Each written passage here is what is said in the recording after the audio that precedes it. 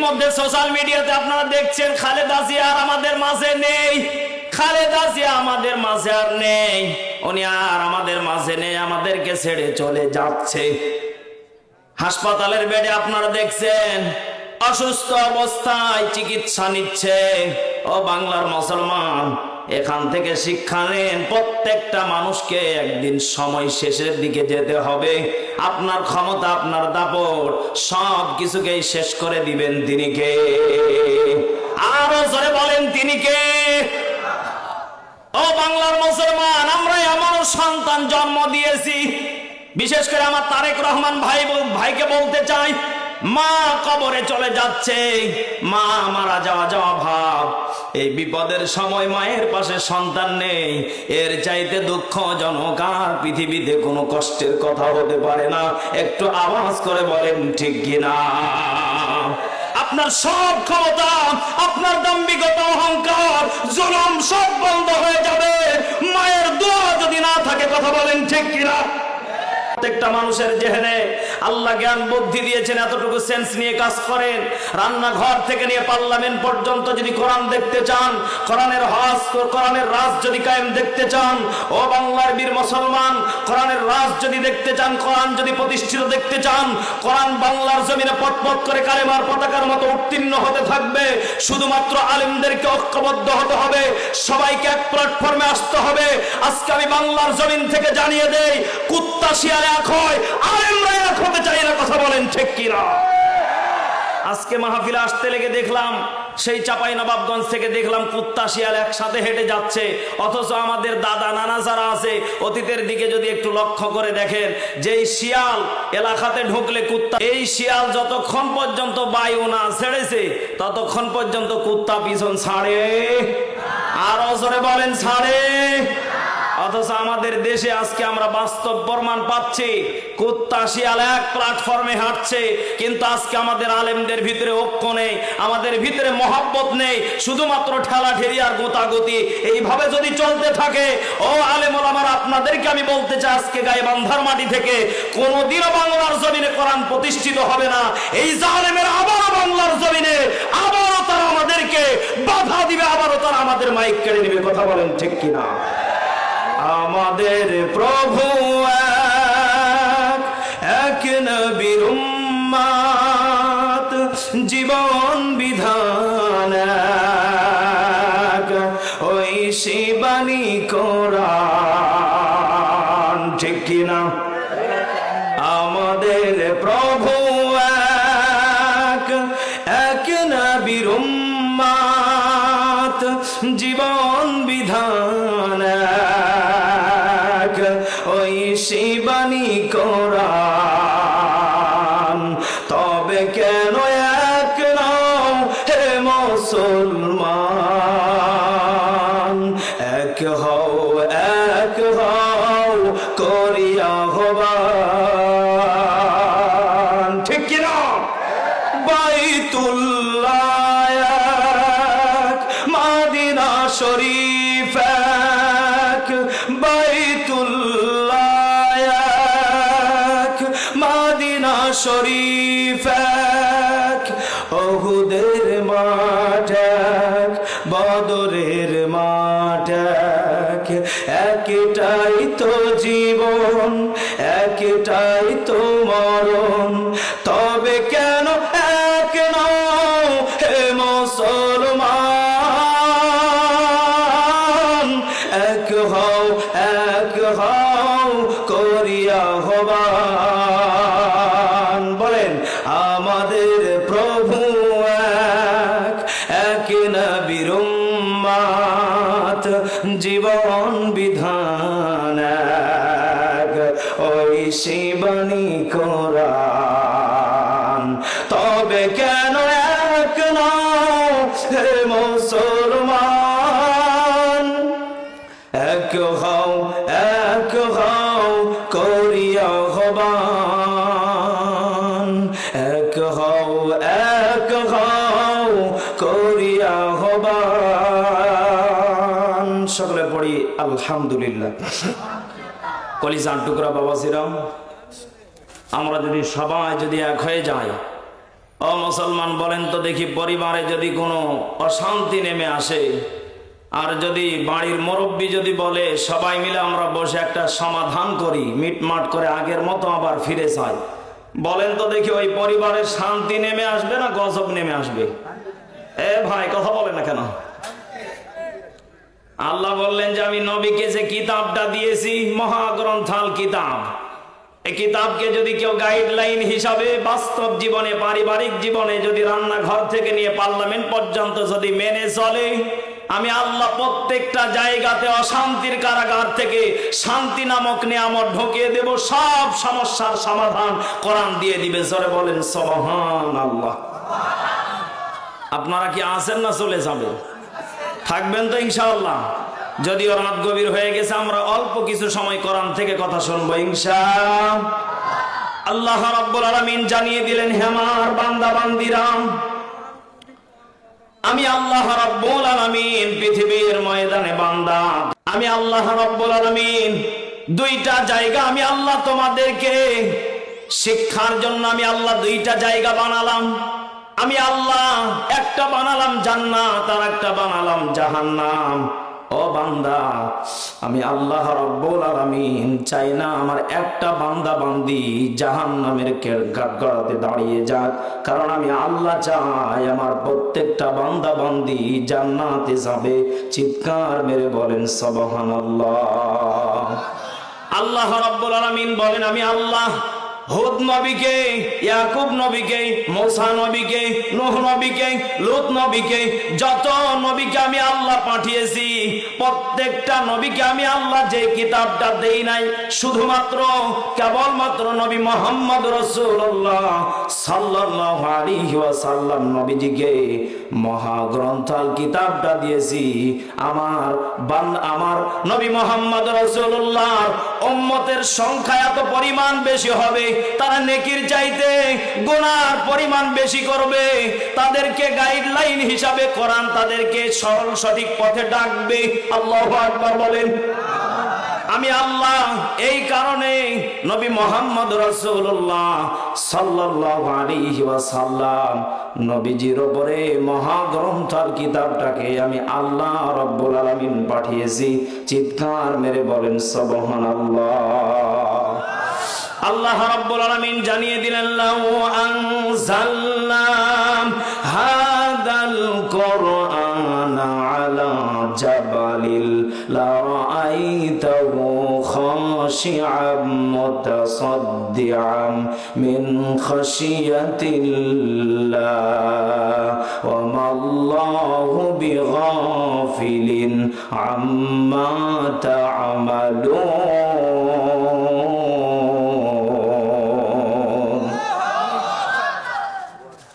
আল্লাহ রাব্বুল আলামিন বলেন, আমি আল্লাহ এই মহাগ্রন্থাল কিতাবকে পাহাড়কে দিতে চেয়েছিলাম। ও গাইবান্ধার মুসলমান, জবানটা খুলে বলেন তো দেখি, পাহাড় ফেরত দিয়েছেন কি দেন নাই? এই কথা বলেন না কেন? বলেন বলেন। পাহাড় বললেন, আল্লাহ আমি পাহাড় যতই শক্তিশালী হই না কেন, এই মহাগ্রন্থাল কিতাব নেওয়ার মতো আমার ওজন, শক্তি, ওয়েট নেই। আল্লাহু আকবার বলেন। আল্লাহ আসমানকে দিতে চাইলেন, জমিনকে দিতে চাইলেন, প্রত্যেকেই ফেরত দিয়ে দিলেন। আল্লাহ রাব্বুল আলামিন শুধুমাত্র এই ইনসানকে, ছোট্ট একটা প্রাণীকে আল্লাহ এত দামি কিতাবের ভার ওজনটা দিয়ে দিলেন। বলেন তো দেখি, এখানে কোনো উদ্দেশ্য আছে না নেই? আল্লাহ রাব্বুল আলামিন জানিয়ে দিচ্ছেন, যদি কোনো বান্দা এই কোরআনকে যদি মানে, কোরআনকে যদি ঘরের কোণায় না রাখে, যদি এই কোরআন পড়ে যদি কবর নামক জায়গাতে আসতে পারে, এই কোরআনুল কারীম কবরে সাক্ষী দিয়ে অন্ধকার কবরটাকে আলোকিত করে দেবে। চিৎকার মেরে বলেন সুবহানাল্লাহ। ও বাংলার মুসলমান, আমরা প্রত্যেকে কোরআন পড়ে কবরে যেতে চাই কি চাই না? আর ওসরে বলেন, চাই কি চাই না? অনেক মা বাবা আছেন, সন্তানকে মাদ্রাসায় দিয়েছেন, সন্তানকে মাদ্রাসায় দিয়েছেন কোরআনের হাফেজ বানানোর জন্য, কিন্তু আপনি এখনো পর্যন্ত বিড়ি ছাড়তে পারেন না। যদি আপনাকে জিজ্ঞাসা করা হয় আপনার ছেলে হাফেজ, আপনি বিড়ি খান কেন? আমার ছেলে হাফেজ, এ তো আমি গর্বিত বাবা, আমাকে আল্লাহ মরার পরে নূরের টুপি নাকি দেবে, বিড়ি খেলে সমস্যা কি? এই কথা বলে না কেন? একটু ভেবে দেখেন আপনার ছেলে আর আপনি কোথায়? আপনার ছেলে কোরআনের হাফেজ, এর মানে এই নয় আপনার কবরের হিসাব আপনাকেই দিতে হবে। আমরা যারা এখনো ভুল সিদ্ধান্ত নিয়ে দুনিয়াতে বেঁচে আছি, এই কমন সেন্সটা আপনাকে চেঞ্জ করা লাগবে। এই কথা বলে না কেন? কারণ আপনার ছেলে আপনার কবরে যাবে, আপনার বিবি আপনার কবরে যাবে, আপনার মেয়ে আপনার কবরে যাবে না। প্রত্যেকের কবরে প্রত্যেককে একা একা যেতে হবে। আধার কবরটাকে আলোকিত করার জন্য নিজেকেই প্রস্তুত থাকা দরকার আছে না নেই? আল্লাহ রাব্বুল আলামিন জানিয়ে দিলেন, ইয়া আইয়ুহাল্লাযীনা আমানু তাকুল্লাহা ওয়াল তানজুর নাফসুম মা কদ্দামাত লিগাদিন ওয়াত্তাকুল্লাহ ইন্নাল্লাহা খাবীরুম বিমা তা'মালুন।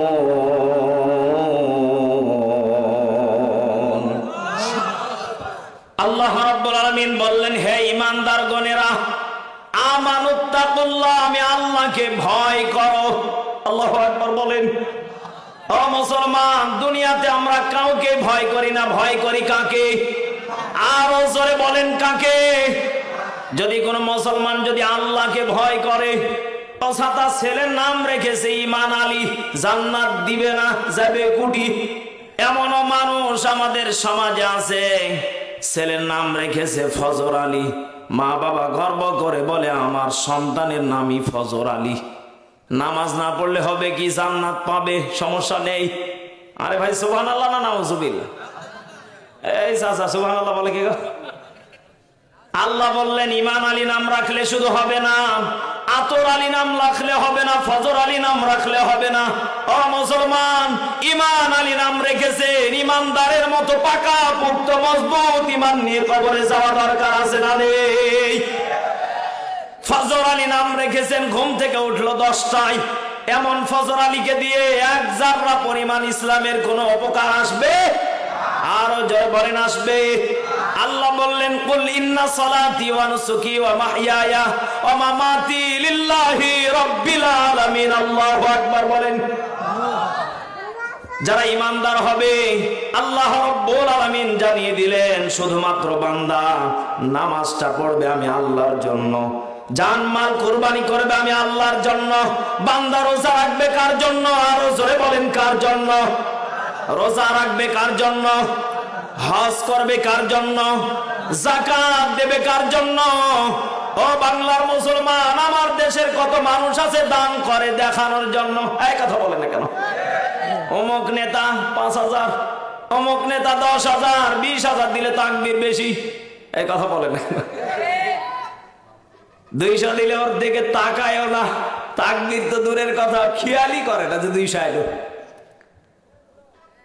অথচ আমার তো মন বলে যে মানুষটা 200, 100, 500 দিয়েছে, আমার মন বলে ওই মানুষটা 200 টাকা তার কাছে 2 লাখ টাকার সমান। কথা বলেন না কেন?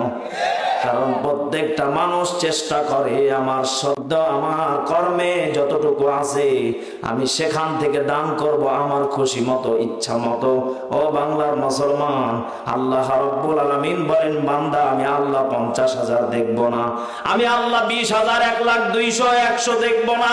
আমি আল্লাহ শুধুমাত্র বান্দা তোমার তাকওয়া, তোমার ঈমানের যেটা খোরাক, আমি আল্লাহ সেটা দেখব। যদি বান্দা পাস করতে পারো, আমি আল্লাহ রাব্বুল আলামিন জানিয়ে দিলাম, ফাদখুলি ফি ইবাদি ওয়াদখুলি জান্নাতি। আল্লাহ রাব্বুল আলামিন জানিয়ে দিলেন, বান্দা তোমার জন্য আমি আল্লাহ জান্নাতটাকে বরাদ্দ করে দিলাম, জাহান্নাম থেকে মুক্তি দিলাম। সুবহানাল্লাহ পড়েন। ও মুসলমান, আপনি এখনই মনে করেন আমার ছেলে হাফেজ, আমার ঘরে 4টা মেয়ে, আমি জান্নাতি। অনেক মা বাবা এরকম গর্ব করে বলে। এই কথা বলে না কেন? যেই বাবা মনে করে আমার ঘরে 4টা মেয়ে, আমি গর্বিত একজন বাবা, সত্য কথা বলেন তো দেখি, আপনার মেয়েকে দেখে কত ছেলেরা এখনো পর্যন্ত শীষ মারে? আপনার মেয়েকে দেখে এখনো পর্যন্ত কত ছেলেরা রাস্তাঘাটে ইফটিজিং করতে চায়? এমনও মা বাবা আমাদের সমাজে মেয়েদেরকে ছেড়ে রাখে কি রাখে না? আরো জোরে বলেন। আজকে যখন আমি আপনাদের মাহফিলে আসতেছিলাম, বিশাল বড় একটা জ্যাম লেগে গেল, কয়েকটা ট্রাক এসে ঝামেলা করলো, কয়েকটা মেয়ে খিক খিক করে হাসতেছে, মুখে নেই ওড়না, মাথায় নেই কাপড়, ছোট্ট একটা ব্যাগ নিয়ে কাঁধে, হয়তো প্রাইভেট থেকে হেঁটে যাচ্ছিল। প্রত্যেকটা মেয়ের বয়স হবে উপযুক্ত 17 থেকে 18, 19 এইরকম। 3টা মেয়ে এত পরিমাণ হাসতেছে আর তারা খেলাইতেছে আর রাস্তা দিয়ে যাচ্ছে। একজন যুবক বলেই ফেললো, এই সুন্দরীরা এত হাসো কেন? মেয়েগুলো তার কথা শুনে আরো আনন্দিত হয়ে গেল, আরো খুশি হয়ে গেল। বলেন তো দেখি, যেই নারীটা মাথা তালু থেকে পায়ের তালু পর্যন্ত পর্দা করত, বলেন তো এই মেয়েটাকে আমার দেশের যুবকেরা কোনোদিন এমন কথা বলার সাহস পেত না।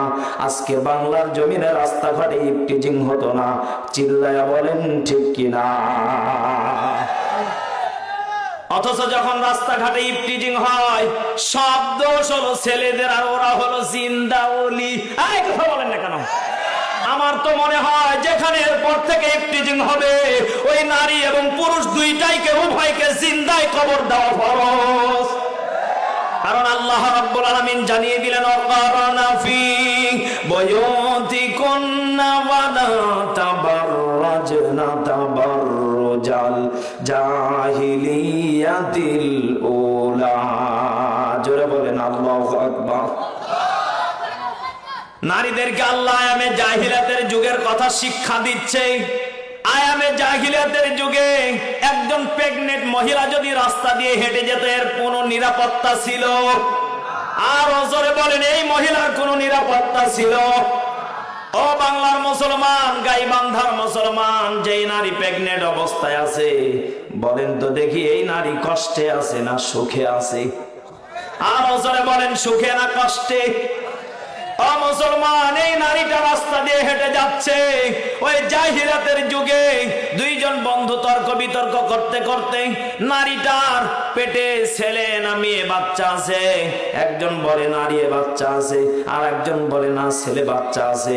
এইরকম ভাবে তর্ক বিতর্ক করতে করতে নারীটাকে জিন্দায় পেট কেটে দুখণ্ডিত করে বাচ্চাটাকে বের করা হতো।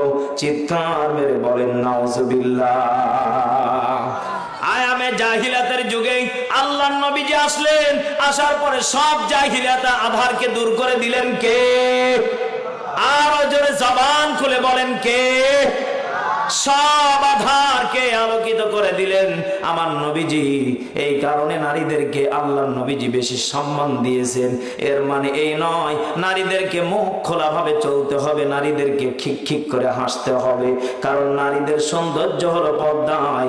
নারীরা হাসবে শুধুমাত্র ঘরের কোণায়, স্বামীর সামনে, বইয়ের সামনে, স্বামীর সামনে, মা বাবার সামনে, শ্বশুর সামনে, শ্বশুর শাশুড়ির সামনে। একটু আওয়াজ করে বলেন ঠিক কিনা?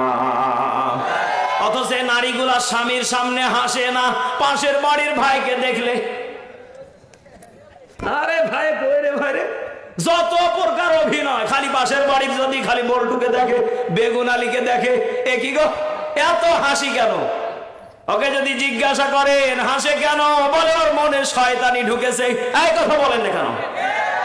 কারণ শয়তান কোনোদিন চায় না একটা নারী ভদ্র হোক, একটা নারী ভালো থাকুক। কারণ প্রত্যেকটা নারীকে শয়তান আগের মতো জাহিলিয়াতের মতো বানাতে চায়। সকাল থেকে নিয়ে সন্ধ্যা পর্যন্ত নারীদেরকে ষড়যন্ত্র, কুমন্ত্রণা, প্রত্যেকটা ষড়যন্ত্র লাগার পিছনে কারণ হলো শয়তান। কথা বলেন না কেন? বাপ মাও পর্যন্ত মেয়েদেরকে পারে না। মেয়ে বলে না আমি পর্দা করব না, কলেজে যাব এইভাবে ডিজিটাল ভাবে, আমি প্যান্ট পরবো, জিন্সের প্যান্ট পরে আমি কলেজে যাব, আমি নরমাল পায়জামা পরবো না। এমন নারী আমাদের সমাজে আছে না নেই? আল্লাহ রাব্বুল আলামিন জানিয়ে দিলেন সফল হবে সেই দিন তারা, সফল হবে সেই দিন তারা, জাহান্নাম থেকে মুক্তি পাবে যেই দিন তারা। কথা বলে না কেন? আল্লাহ রাব্বুল আলামিন জানিয়ে দিলেন, ফামান যুহজিহা আনিন নারি ওয়া উদখিলাল জান্নাতা ফাকাদ ফাজ। জোরে বলেন আল্লাহু আকবার। আল্লাহ রাব্বুল আলামিন জানিয়ে দিলেন, বান্দা বান্দি সফল হবে সেই দিন তোমরা, যেই দিন আমি আল্লাহ বলবো জাহান্নাম থেকে আজকে মুক্তি দিয়ে দিলাম। ফাকাদ ফাজ, আজকে তোমরা সফল হয়ে গেলে, জান্নাতে ঢুকে গেলে। বলেন তো দেখি, জান্নাতে যখন বান্দা বান্দিরা যাবে, বলেন তো এর চাইতে আর আনন্দের বিষয় আর কিছু হতে পারে না? চিৎকার মেরে বলেন সুবহানাল্লাহ। ইমানের পথে অবিচল থেকে আমার মরণ যেন হয়, কোরআনের পথে অবিচল থেকে আমার মরণ যেন হয়। জোরে বলেন আমিন। তোমারই কাছে মিনতি আমার, তোমারই কাছে মিনতি আমার, হে রহিম দয়াময়। ইমানের পথে অবিচল থেকে আমার মরণ যেন হয়। জোরে বলেন আমিন। কলিজার টুকরা প্রাণ প্রিয় গাইবান্ধাবাসী, চন্দন পাঠ হাফিজিয়া মাদ্রাসার যত এলাকার গ্রামের বাবাজিরা আছেন, দূর দূরান্ত থেকে এসেছেন, জবানটা খুলে বলেন তো দেখি, ইমানের পথে আমরা প্রত্যেকেই মরতে চাই কি চাই না? আরো জোরে বলেন, চাই কি চাই না? যারা ইমানের পথে মরতে চান, আজকে থেকে ইমান আলীর মতো শুধু নাম রাখলে হবে না, ইমানদারের মতো কাজ করা দরকার আছে না নেই? ইমানদার হবে যারা 5 ওয়াক্ত নামাজ পড়বে না তারা। এই কথা বলে না কেন? আপনাদের কি মনোযোগ আছে? চলবে চলবে। তাহলে ইমানদার হবে যারা 5 ওয়াক্ত নামাজ সন্তুষ্ট করার জন্য পড়বে। কথা বলে না কেন? সন্তুষ্ট করবে কাকে? আরো জোরে বলেন কাকে? ও বাংলার মুসলমান, সত্য কথা হলো এটা, আপনি যদি আপনার জীবনে ছোট্ট ছোট্ট যদি আমলগুলো করেন, মানুষকে দেখানোর জন্য না, নামাজ শেষে 2 রাকাত যদি আপনি নফল নামাজ যদি পড়েন আল্লাহকে রাজি খুশি করার জন্য, বলেন তো দেখি এই 2 রাকাত নামাজের জন্য আল্লাহ কিয়ামতের মাঠে ওসিলা তালাশ করতে করতে যদি দেখে আমার বান্দা প্রতিনিয়ত কন্টিনিউ প্রতিটা দিন 2 রাকাত করে আমি আল্লাহকে খুশি করার জন্য, গুনাহ মাফের জন্য 2 রাকাত করে নফল নামাজ পড়েছিল, আল্লাহ বলবে গোলাম তোর সব অতীতের গুনাহগুলো আমি আল্লাহ দেখলাম না, 2টা শুধু একটা আমি আল্লাহ তোর আমল দেখেছিলাম, গোপনে 2 রাকাত নফল নামাজ পড়েছিলি, আমি আল্লাহ রাব্বুল আলামিন এই আমলটা দেখে আমি বড় খুশি হয়ে গেলাম, যার কারণে তোমাকে জান্নাতে ঢোকার ব্যবস্থা করে দিলাম। বলেন তো দেখি এর চাইতে আর কোন দামি অফার হতে পারে? আরো জোরে বলেন পারে? আল্লাহর নবীজি যখন মেরাজে গেলেন, আল্লাহর নবীজি যখন মেরাজে গেলেন, আল্লাহর নবীজি মেরাজে যাওয়ার সময় জান্নাতের ভিতরে যখন ঘোরাফেরা করছিলেন, আল্লাহর নবীজি হযরতে বেলালের পায়ের শব্দ জান্নাতে শুনতে পেলেন। সুবহানাল্লাহ পড়ে। ও বাংলার মুসলমান, বেলাল দেখতেও ভালো ছিল না, বেলাল মানুষের কাছে কেমন ছিল আপনারা তো ভালো করে জানেন, যে বেলালের জিহ্বা পর্যন্ত তোতলা ছিল, এই বেলাল এত পরিমাণ আল্লাহর নবীর কাছে প্রিয়, আল্লাহর কাছে এত পরিমাণ প্রিয়, চিৎকার মেরে বলেন আল্লাহু আকবার। আল্লাহ যদি আমাদেরকে বেলালের মতন কবুল করে আমরা খুশি না বেজার? আর জোরে বলেন খুশি না বেজার? হযরতে বেলালের পায়ের শব্দ যখন শুনতে পেলেন, আল্লাহর নবীজি মেরাজ শেষ করে যখন আবার মসজিদে নববীতে আসলেন, বেলালকে ডাক দিয়ে বললেন, বেলাল কি ব্যাপার, তোমার পায়ের শব্দ আমি জান্নাতে গিয়ে পেয়েছি, বেলাল সত্য করে বলো তুমি কি এমন আমল করো বেলাল? এই আমলের কথাটা আমি নবীজি পর্যন্ত মনে হয় জানি না। বেলাল কেঁদে কেঁদে চোখের পানিগুলি ফেলে বলতেছে, ইয়া রাসূলুল্লাহ, ইয়া হাবিবাল্লাহ, আপনি আমার পায়ের শব্দ যদি জান্নাতে শুনে থাকেন, আমার মন বলে আপনি রাসূল কখনো মিথ্যা বলতে পারেন না। আমি বেলাল যদি জান্নাতে যদি হেঁটে থাকি, আমার মন বলে আমি 2 দিন থেকে নতুন আমল একটা শুরু করেছি, হয়তো এই আমলের কারণে আল্লাহ আমাকে জান্নাতে দেখিয়েছে। চিৎকার মেরে বলেন সুবহানাল্লাহ। আল্লাহর নবীজি বললেন, বেলাল, কি এমন আমল তুমি 2 দিন থেকে শুরু করেছো, সত্য করে বলো।